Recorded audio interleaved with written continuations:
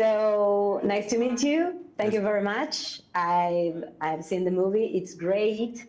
So tell me, why a second part? Have you thought of this movie always like a 3 or 4 part movie, or was it originally only one movie? You know, we like to think in terms of long-form storytelling, so we did think about the possibility that this story could continue and go on. But what we wanted to do in that first movie is just spend everything we had. Just leave it all on the table. Like we didn't want to hold anything back, thinking we needed to save something for a following film. There's a storytelling adage that my brother and I always like to cite, which says, write yourself into a corner. Meaning put yourself in a place as a storyteller where you don't know how you're going to take the story forward. And then that's the best place to be, because that forces you to get very creative in terms of how you possibly move the story out of that moment. And I think that's very much what we did on the first Extraction film. It seemed like an impossible place to move forward from, yet the creative team was able to figure out how to do that. And I think audiences are going to be very excited to see how we did that in Extraction 2.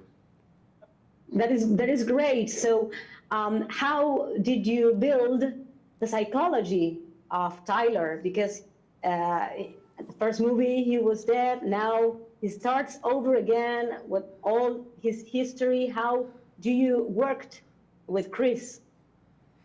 Well, this is something my brother and I, my brother and I have directed a lot of television. We worked in the Marvel Cinematic Universe for many years, working with characters over multiple movies. And one thing we always say, whether it's from our experience with TV or film and long-form storytelling, once an actor, especially an actor as talented as Chris Hemsworth, has played a character through a film or through a season of television, whatever it may be, they know that character as well as anybody else in the creative process, because they've lived inside that character.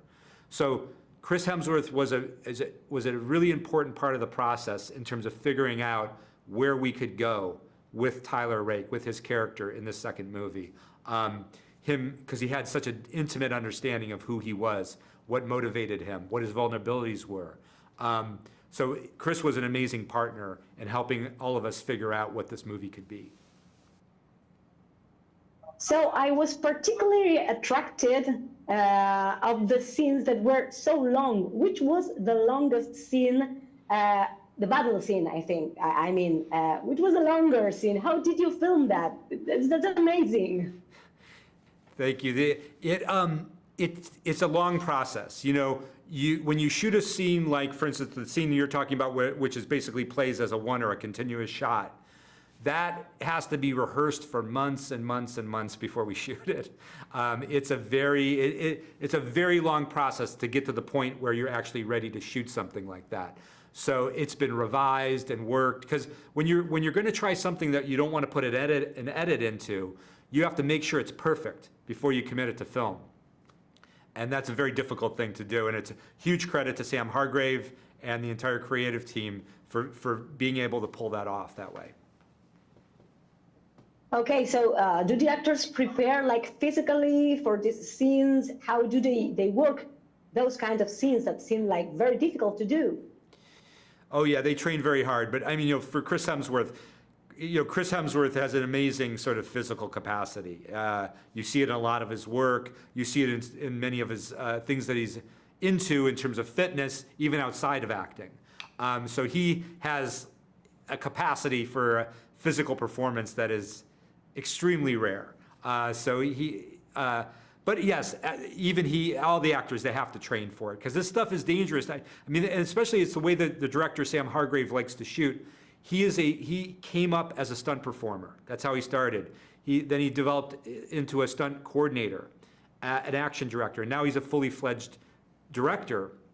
But he knows the process of stunt performing, of action performing, and action choreography better than anybody. So that's very much his process. He's leading those actors through this process. He's the best possible guide they could have in terms of how they do this kind of work. And it's difficult work. They're actually doing it. This is a type of action that is created on set where you're kinetically shooting something that's really happening.